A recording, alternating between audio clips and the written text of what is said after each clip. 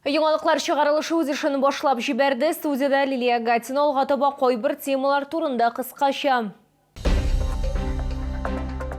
Шолуда кыйгач түбәле 232 йорт бар, аларның 13 кордан чистартылмаган. Шәһәр язны каршы алуга ничек әзерләнә?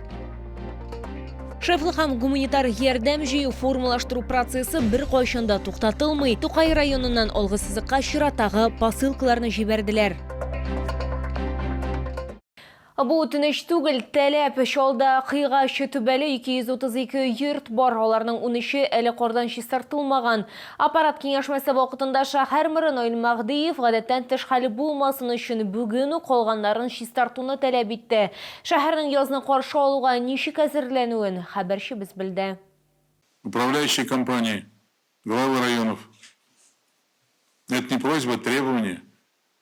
Всю эту работу организовать сегодня. Шәһәрдә барлыгы 1566 торак йорт, 219 кордан чистартылган, 13 чистарту эшләрен көтә. Бу Мажник жилкомсервис, Ремжилстрой идарәче компанияләрнең түбәләре әлегә кордан чистартылмаган кала. Шәһәр хуҗалыгы һәм халык яшәешен тәэмин итү идарәсе башлыгы Руслан Вилданов сүзләренә караганда, проблемалы объектлар шәһәрнең 3 районнарында да бар. У нас 40 управляющих компаний наказаны за несвоевременную работу по очистке территории, так, да?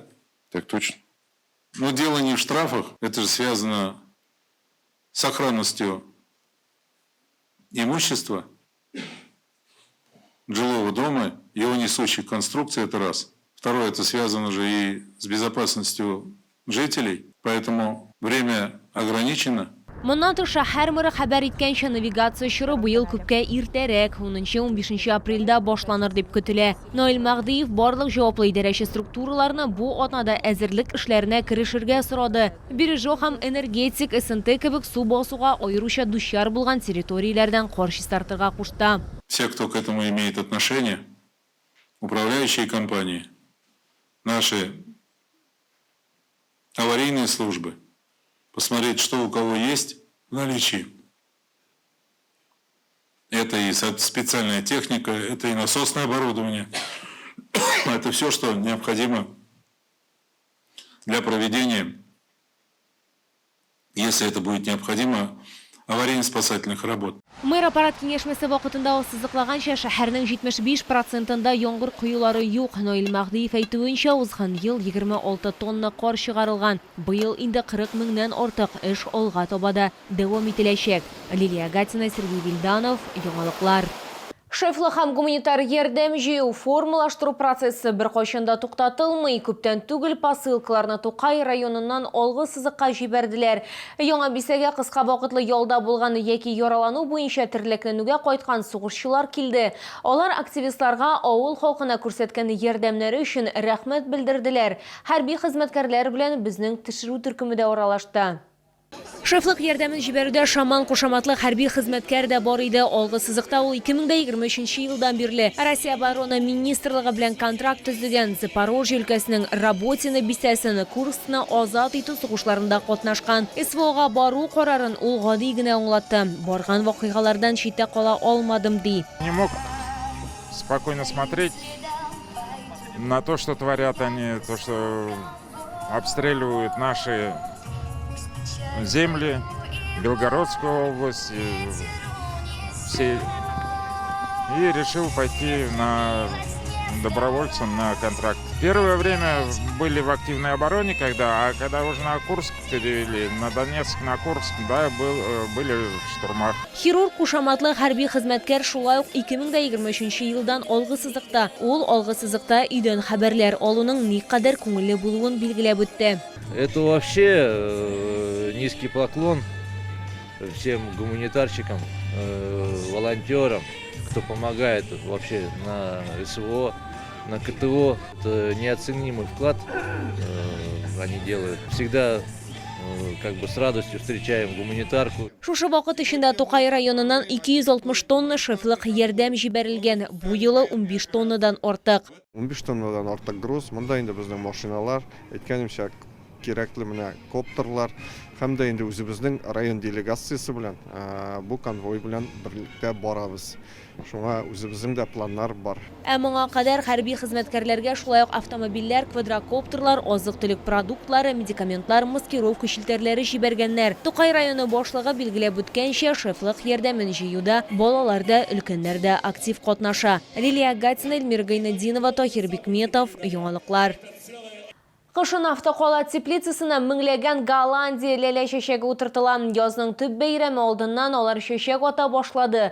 Мәдәният һәм ял парка предприятиесе хезмәткәрләре чәчәк бәйләмнәре әзерләү өчен аларны кисүне төгәллиләр. Барысы турында тулырак калдагы минутларда сөйләрбез. Бу ләлә суганнарын Голландиядан алып кайтканнар. Мәдәният һәм ял паркы предприятиесе хезмәткәрләре аларны узган елның декабрь азагында утырткан. Бардагы 25 мең чәчәк, алар аерым кайгыртуны таләп итә. Температура режимын, су сибү тәртибен сакларга, яктылык җитәрлек булырга тиеш. Белгечләр әйтүенчә, әгәр бу пунктларның берәрсен үтәмәсәң, чәчәкләр хәлак булырга мөмкин. Без тюльпаннарны утырткан вакытта теплицада плюс 5 градус тотабыз. Аннарсын тюльпаннарның луковицалары уже тамырга киткәч, без әзәзләп температураны куша барабыз. Хәзер теплицаларда плюс 15 градусы җылы. Ләләләр кисү һәм чәчәк бәйләмнәрен формалаштыру башланды. Алар алсу, кызыл, ак, кызгылт сары, чаллыда иң популяр һәм яраткан төсләр ди белгечләр. Үскәч без аларны кисәбез.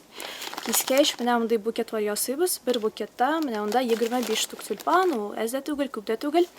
Анарсын ул букетларны складта тотабыз. Складта 5 градус җылылык. Алар шунда бәйрәмгә кадәр торалар. Тюльпаннарга караганда без әле 1 еллык чәчәкләрне утыртабыз. О, нинди чәчәкләр? Петуниялар, бегониялар, тагетислар, цинерарилар.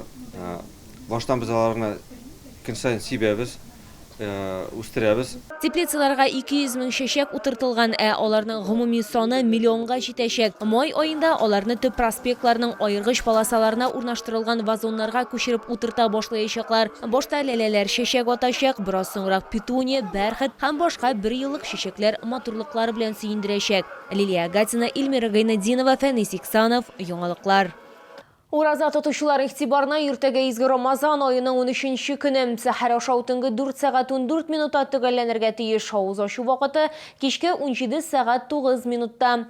Белгәнебезчә, Рамазан ул Коръән Кәрим иңдерелгән ай. Пәйгамбәрбез саллаллаһу алейхи ва сәлям үзенең хадисендә Коръән укыгыз, аның һәрбер хәрфенә 10 савап биреләчәк дигән. Тыңлаучылар да зур саваплар ала. Шәһәр мәчетләрендә көндә изге китапка хатым кылалар. Коръәнне тыңларга теләүчеләргә ишекләр һәрчак ачык.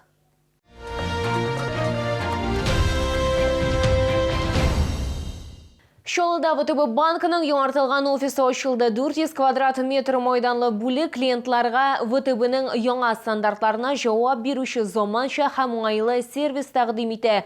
Консультациялар уңайлы зоналарда уза, хезмәткәрләр барлык операцияләрне ноутбукларда үткәрә. Аерым мәсьәләләр буенча 2 сөйләшү бүлмәсе булдырылган. Бу инде Чаллыда яңа форматтагы 3нче бүлек. Банк физик затлар өчен, шулай ук бизнес вакилләре өчен дә банк продуктларының киң спектрын тәкъдим итә. Шулай ук эшмәкәрләр өчен персональ менеджер ярдәме бар. Офис расположен в густонаселенном районе города. Спрос на услуги банка высокий, как у частных клиентов, так и у представителей бизнеса. Уверена, что новое технологичное и комфортное пространство понравится нашим клиентам. Мы организовали удобные зоны обслуживания, увеличили число сотрудников и установили удобный для наших клиентов график работы. Бүлектә кофе-станция җиһазландырылган, бушлай Wi-Fi, тәүлек буе эшләүче зонада 5 банкомат урнаштырылган. Офиска зур булмаган йорт хайваны белән дә килергә мөмкин. Офис белән янәшәдә бушлай парковка һәм җәмәгать транспорты тукталышы бар. Мы очень рады, что у нас есть такой партнер. Это очень прогрессивный, очень лояльный, очень современный и очень комфортабельный банк. Как для работы нас как предприятия, так и для наших сотрудников. У меня и кредитная карта есть, и несколько карт таких дебетовых, поэтому один из любимых банков. сотрудничаем плотно и с работой, и вот как физическое лицо. Физик затлар үшін бүлік іш күнәрінде 9-дан 19 сағатқа қадар, шимбе 10-нан 15 сағатқа қадар ішли. Юридик затлар үшін дүшәмбіден пәнжішәмбіге қадар 9-дан 18 сағатқа қадар, жұмға 9-дан 17 сағатқа қадар ішли. Офис Тынчылык проспекті 24К адресі бойынша орнашқан.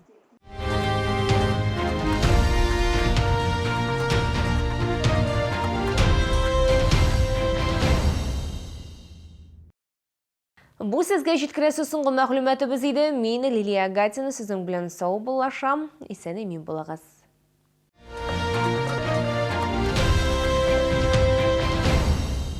Лечение, протезирование, имплантация зубов по доступным ценам. Стоматология «Улыбка». Улица Полякова, 2А.